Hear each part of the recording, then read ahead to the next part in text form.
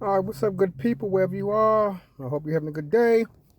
Our topic for the day is related to the NBA. I want to talk to a position that no longer exists from what I see. Now, I really started watching basketball back in the 90s. I grew up in the 70s, but I really became interested in basketball the moment I saw when Michael Jordan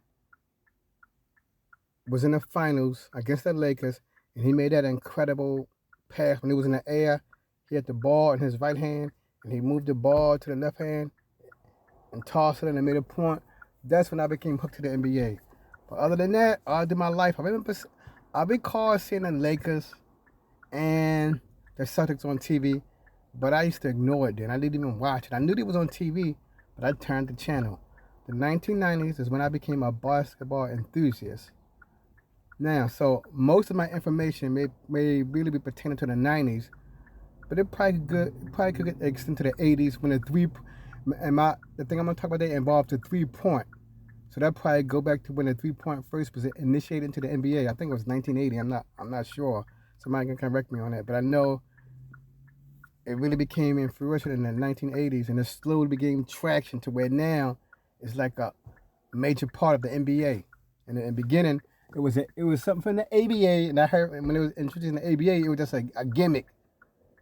But when I heard when the 3-point line was introduced in the ABA, I heard it was just a gimmick to let people see how far shooters can shoot that basketball. So it was a gimmick, but now in the NBA, it's a cornerstone.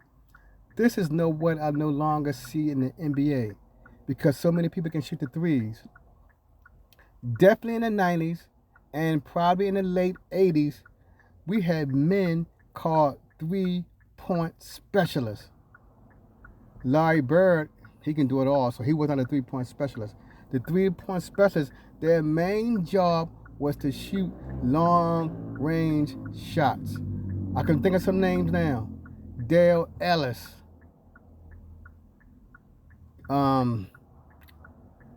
Curry's father. I forgot his first name, but he was a 3-point specialist. Reggie Miller, but he was sort of borderline all around, but Reggie Miller still was a 3-point specialist. John Paxson, 3-point specialist. Danny Ainge, 3-point long shooting range specialist.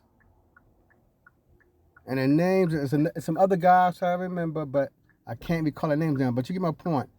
Back in the 90s, and Steve Kerr, he was a 3-point specialist. Yeah, he played in the late 90s too. Those guys was brought into the game primarily to shoot 3-pointers. All the other players, they shied away from 3-pointers. They took it every now and then. But Del Curry, yeah, that's the name. Del Curry, John Paxson, Danny Ainge, Dale Ellis, B.J. Armstrong. I know it's some more, but I just can't name them. They was in the era of the 3-point special. That was their main paycheck.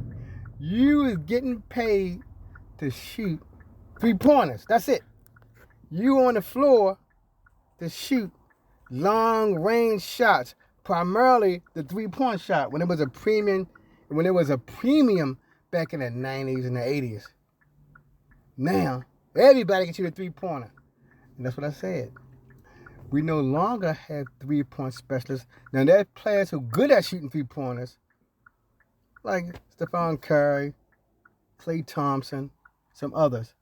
But they can do other things too.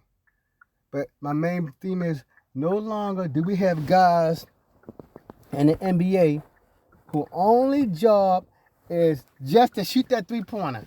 Those men are gone. They no longer exist because for the most part, nearly every player in the NBA to some point can shoot a 3-pointer. Because I remember back in the 1990s, if you shot 35% from the 3-point line, that was incredible. You was on a roll.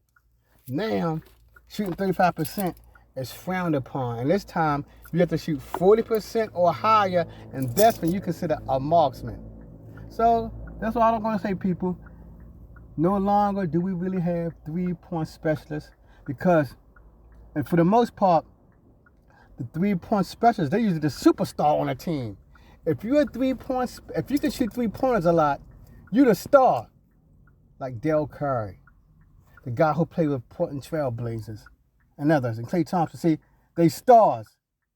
You're no longer just the person, the last person on the bench who made shoot the 3-pointers. The people today who can shoot 3-pointers consistently, they usually like the star of the team.